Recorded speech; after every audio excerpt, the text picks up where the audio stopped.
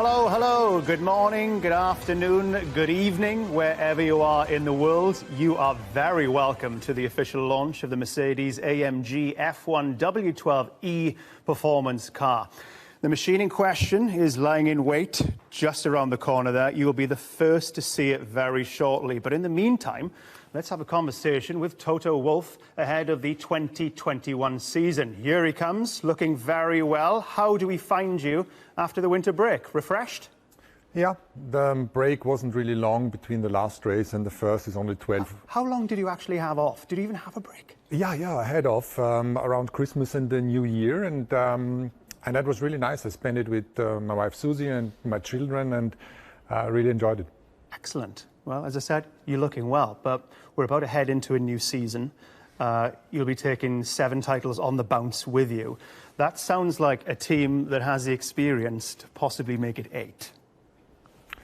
Yeah, but we haven't even started the season yet. So you hate looking forward, don't you? Yeah, because this crystal ball doesn't work. You know, I keep looking in it, and it never predicts me the future. So you can't rest on your laurels. The last few years were tremendous, and we are very proud about that. But it all starts with 0 points for everybody, equal opportunity. And in that sense, we need to do the best in every session and every single day, and not look too far ahead and dream about titles. I mean, how do you manage expectations, though, after all the success you've had? My expectations for Mercedes, they're up there as we head into this new season. Yeah, I kind of get that, but within the team, all of us together with the drivers, we never have these expectations, because there is always some kind of skepticism whether we've done a good enough job over the winter. And I know I'm sounding like a broken record, but as a matter of fact, we always think that way. And we know that if we don't push ourselves every single day, we might fall back. And this is the sheer thought is scary. Well, the car you've put together, it's a thing of beauty. You're going to see it very, very shortly. I noticed the silver is making a partial return with the AMG logo on the engine cover. It looks delightful. It's a beautiful looking car. Are you happy with it? Yes, I'm happy with it. Obviously, the black livery that we had last year became an iconic livery, and we are very proud about the message of this livery and also how it looked. And this year, it's very similar as we will show, but there is the silver keeps sneaking back in, and at the end of the day, it's a silver arrow. That is our heritage, and we are proud of carrying that. Valtteri and Lewis are your drivers once again this season. You're one of only 3 teams to retain both the same drivers. What are the advantages of that? Stability is key in every team, and we work as a group collectively. We have 2 drivers that respect each other whilst racing each other hard out there.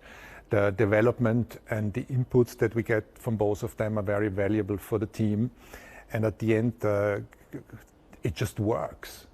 We love interacting with Lewis and Valtteri, and you can look back in the past, and it's been successful. I dare say it'll be successful again in 2021. But saying that, at the end of the season, you will have no drivers. Valtteri and Lewis are out of contract. So, is that a problem for another day? Are you looking ahead? What are your thoughts? I thought you're not asking the difficult question, but this is smooth sailing and presenting the car. I'm evil, aren't I? Yeah. So we need to, it's very simple, okay. The explanation. I think with Lewis, there was a particular media attention on our contract negotiations. And it's actually quite funny because him and me, we were so aligned. Whilst we were in the season, we just didn't have scope to talk to each other and spend enough time with each other to have that conversation. And then we thought about doing it between the 2 Bahrain races, and then he fell ill. Yeah. And then we both went into our holidays, and we talked through the holidays, and then I had COVID. So that is what it all delayed. And at a certain stage, because our conversations are really in a way partners discuss it, but it's down to the detail. And then we felt now we got to close this conversation. The season is right in front of us. Yeah. And we've been talking a lot about the future, about Lewis driving the car in the future, but also our partnership going forward. And we felt, let's discuss that during the year and find more time. And as for Valtteri, he's in the unfortunate situation that for the last few years it was one-year contracts. He functions really well with the pressure. He's the cool Finn that is able to hold that back. But 2022 is a completely new year with new regulations, and that's why we would just want to see how it pans out during the course of the year. But I must say I'm really happy, and the teams of engineers are really happy, and he deserves to be in a Mercedes. You mentioned you had coronavirus. Everything okay? You get through it all right? Yes, we were lucky enough to have no or mild symptoms. Good. And there's still some after symptoms. You know, you can't really train like you've done before, but it's all gonna pass. And lucky in the sense that many others suffered a great deal. Good. I'm glad you're okay. Back to business. 23 races this season. How big a challenge will that be for the entire team, to maintain performance across such a dauntingly long year? Especially the race team. So we here in the factory in Brixworth and in Brackley, it's stressful all year. But it gets a little bit more of a quiet period during the spring. And having said that, they are also flat out. If you look up in the offices, everybody's knackered from the work. But the traveling itself with the jet lag is not trivial. You know that. Yeah. And imagine the drivers. So they're having all these factors to count in, and then they need to drive a car at the limit. And the mechanics that have to be there 5 or 6 days prior to the race, build up the garage, and then stay longer in order to take the garage down, whilst having the tough job to, the fiddling with small things that could cause a DNF for all of us. And they've performed under pressure, race after race. And the engineers that have a normal Monday to Friday job between the races. So our race debrief is usually on the Monday after every race. So everybody's quite under pressure. It's not for the faint-hearted being involved in Formula One, is it? No, but we are privileged. We have the best job in the world. We are involved in developing, producing, racing, engineering Formula One cars. Every time you're feeling a bit down or in difficulty, you just have to remind yourself. Fantastic. Toto, great talking to you. We will hear more from you a little bit later on. But now, the moment you've all been waiting for. Say hello to the W12. Die Devise der letzten Stunden: Überleben, nichts mehr riskieren, ankommen.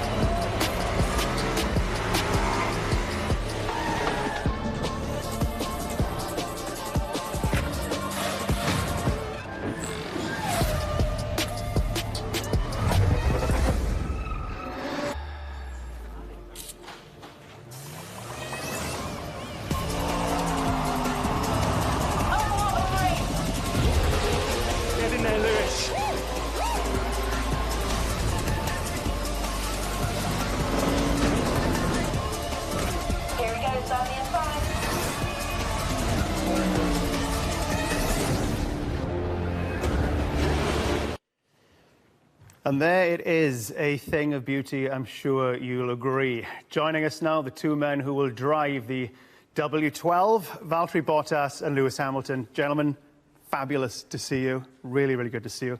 Valtteri, how are you? How was your winter break? Very good, thank you. Break was good, fully recharged, being healthy, been able to have a solid training program, and been working on myself, trying to be the best I can this year. And honestly, now seeing the car, just now the first thing in my mind is I just can't wait to drive it and can't wait to get back to racing. Awesome. And you're absolutely in peak condition. Keeping an eye on social media, every time I see you, you seem to be on a bike.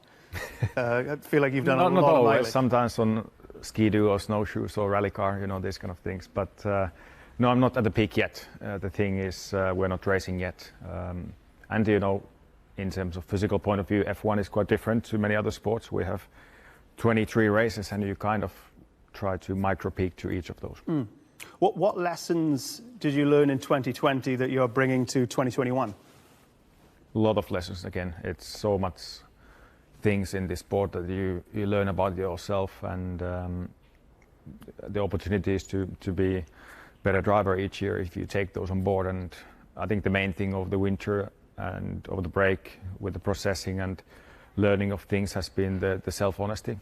So trying to really look into the details, that how I can be better, and that's ultimately the goal when I'm on the grid in Bahrain, to know that I've done everything I can to be at my physical and my mental best. And same thing, overall target is then to get to end of the year in Abu Dhabi and look back and say I did everything, gave it all I had, and yeah, hopefully that will bring the results. This will be your fifth season with Mercedes, and I swear, from the moment you've stepped into the cockpit in 2017, the Wolves have been circling that seat. Are you ready to fend them off for another year? Of course I am. You know, it's now my fifth year with the team, and actually, yeah, quite a few in Formula 1 already. So I have full focus on my own targets and the targets for us as a team and the people around me. So that's going to be the only thing on my mind. Fantastic. Best of luck, Valtteri. Moving on to Mr. Lewis Hamilton. Sir Lewis Hamilton, 7-time world champion. How are you feeling? Good. Just happy to be back and back in the factory and just ready to go, really. It's kind of, it always feels like a long break, even though they get shorter and shorter each year. But yeah, just excited for people to see the car, excited to see what it feels like when we finally get out in it. Just, you know, the accolades, as I said, you know, a 7-time world champion, and you know, Sir Lewis Hamilton, and I keep thinking back to that little kid on Blue Peter with the remote control car, and my goodness, what a future that kid had and has. You know what I mean? Do you look back at the whole scope of what you've achieved? Of course, definitely, and I think I was just talking to Toto. It's really about opportunity, and I was very, very fortunate when I was younger to have those experiences on BBC and really just my dad worked so hard, my family worked so hard to create an opportunity and a path for me to be able to excel. And so it's crazy to think that it's been so long. You know, I've been racing a long time. This is I think my 15th year in Formula 1. So yeah. It's hard to believe it's gone that fast, but so many amazing experiences, so many great relationships, so many things learned during that time. So I'm excited to kind of put everything that has been built each year and put it into the focus. This is your 9th season with Mercedes, which means you've been kicking ass with them for almost a decade now. How do you feel about that? Extremely proud. I think, you know, AMG was supporting me as well as Mercedes back when I was 13, and you know, it's amazing to have come along this whole journey with them. And you know, each year when we have the success, that car goes on to the road of evolution back in Stuttgart, and I'll always, you know, even beyond my time, that I'll always be a part of their road of history. So very proud of it and grateful for their you know, their belief in me all this time. Let's get out of the way, because you're going to be asked it 1 million times over the course of the season. Why did you only sign with Mercedes for a year?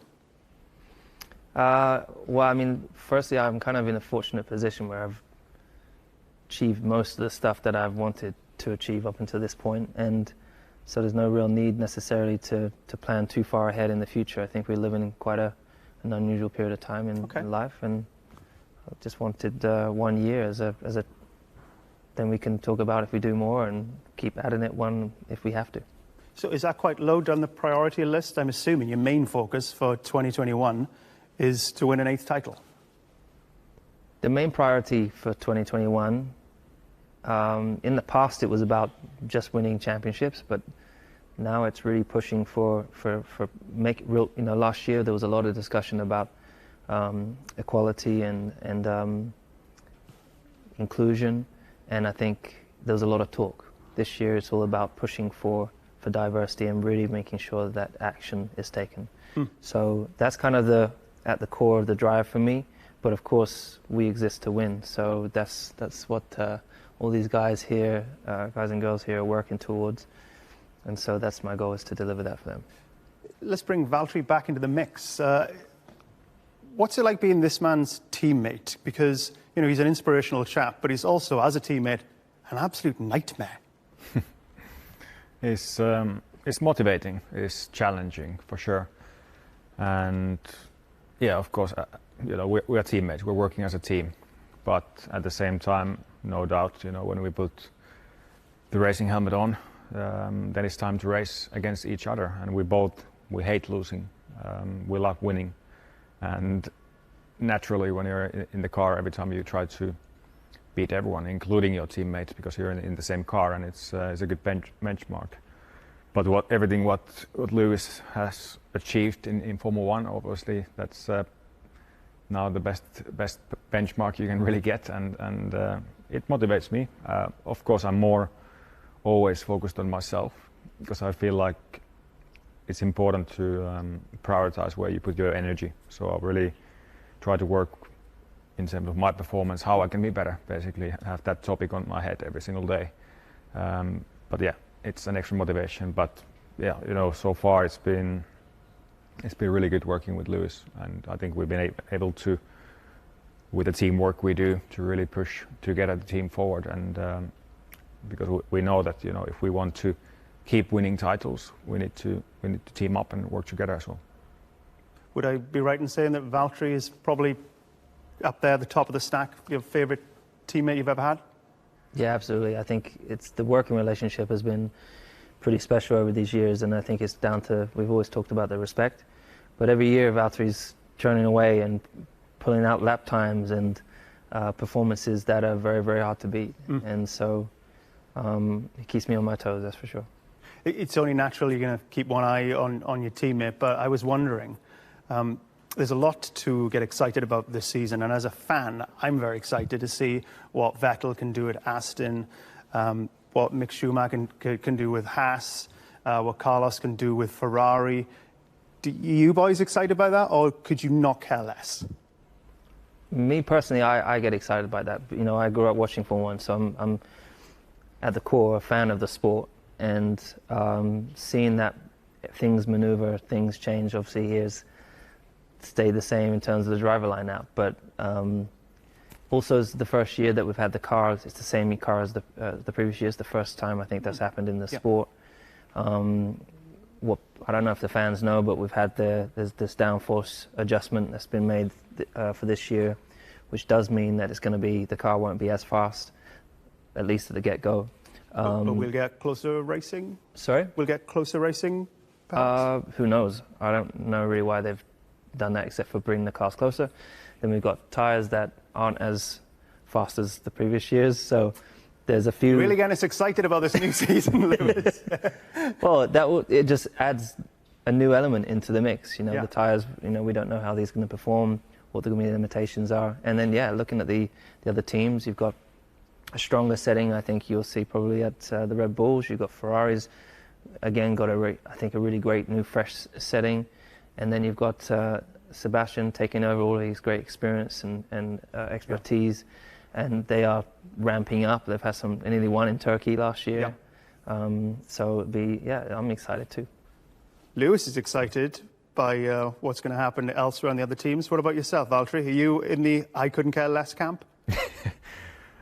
Yeah, probably. Couldn't care less. To whom it may concern, I don't care. No, I mean, of course, yeah, it's kind of nice to see what different teams are doing, what kind of cars they're bringing for this season, and yeah, of course, you can't avoid seeing how the other new teammate pairs combinations, how they go against and etc. But yeah, I try to focus on my energy really for the performance and my things and people around me.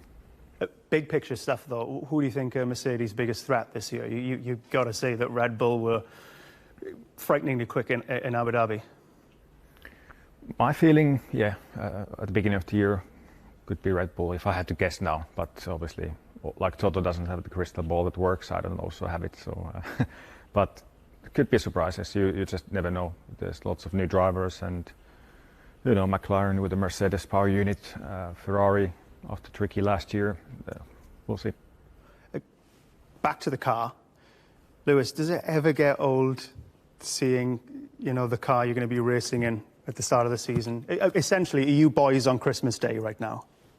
It definitely doesn't get old. I mean, it's fascinating to see technology evolve. As I said, it is the same foundations of last year's car, but it's obviously got new components around it. But there's only 2 of us that get to drive this car, all year long. This is going to be our home. This is going to be with us, connected to us on this crazy journey that we have no idea what's up ahead of us. And yes, so it's the most exciting. It's like going to the fun fair knowing you're going to ride a roller coaster, but we get to do that all year long. So. We're so lucky. Yeah, very lucky. You obviously feel the same, Valtteri. Can't wait to get this beast out of the showroom, get on the track.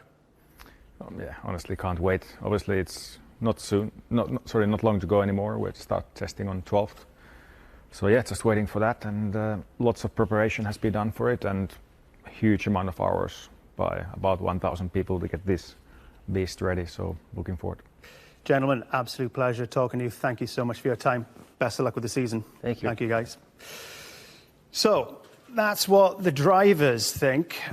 But how much of a role will this new machine and the rule changes play this year? I know a man who can tell us, the ever-eloquent Mr. James Allison. James, great to see you. Loving your work. Introduce us to this beast. What do we need to know?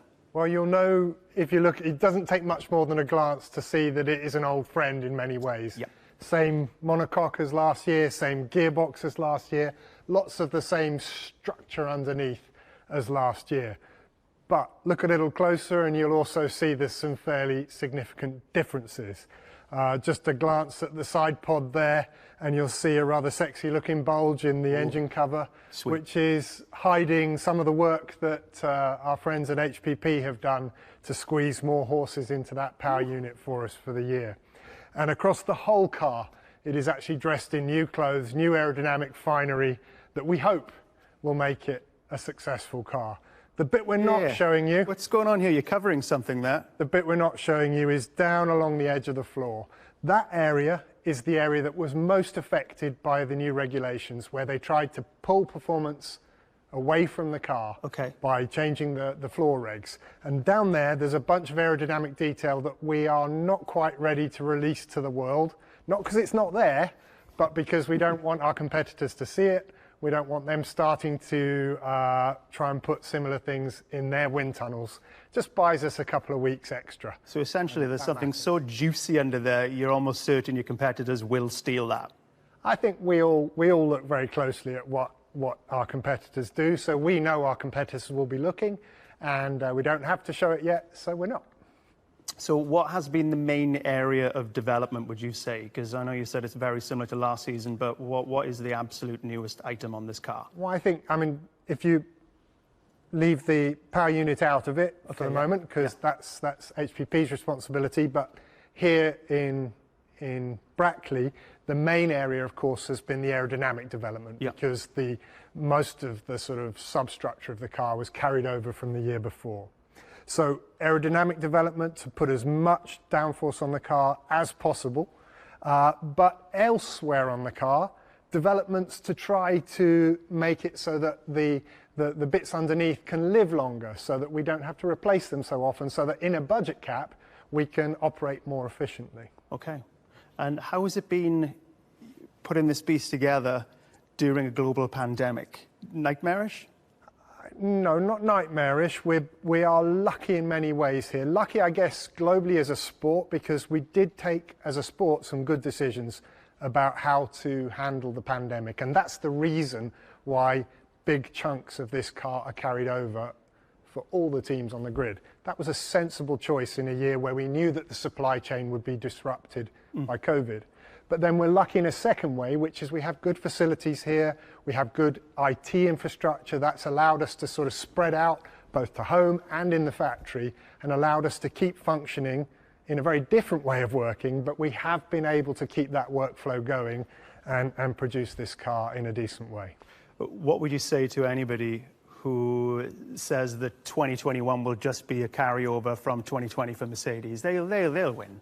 What do you say to those people? Well, it's a touching degree of faith, but it's certainly not one that we feel here. We feel, I mean, utterly excited about everything that's in front of us, but equally anxious because so much has changed in these regulations at a detailed level that do really punish the car from a performance point of view.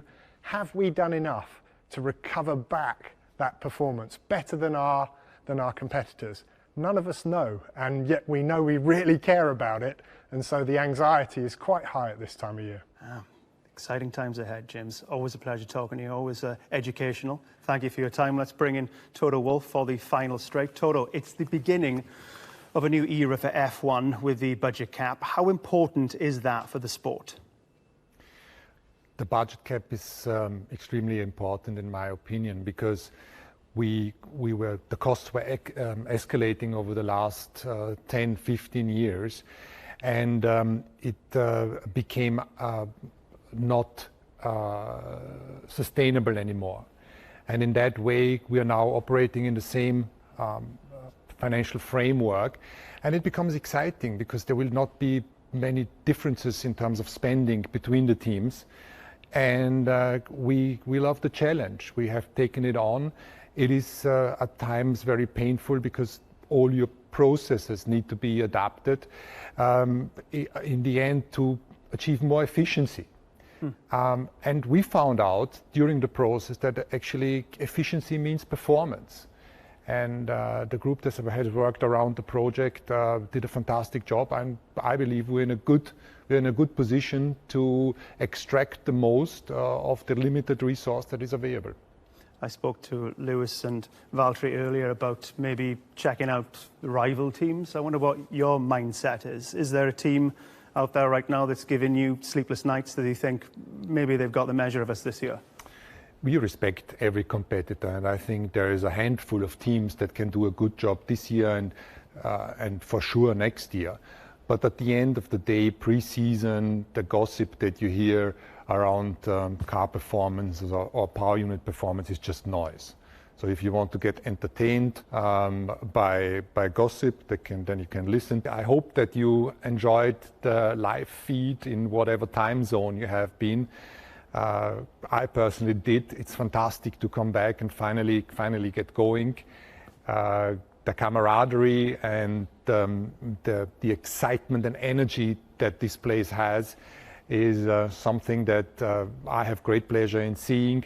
Having Lewis and Valtteri back in here and showing you the car is certainly a great way to start. Now, I hope she's fast.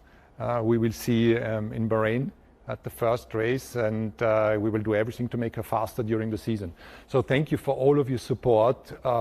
We will hope you cheer for us, and we'll try to pay you back with some good entertainment. Thank you. Nicely done, Toto. Thank you very, very much, James. Thank you again. Very best of luck this season, guys. Congrats. Thank you. Okay, that's it from Mercedes. The next time you will see them, this beast will be on track. Until then, bye-bye.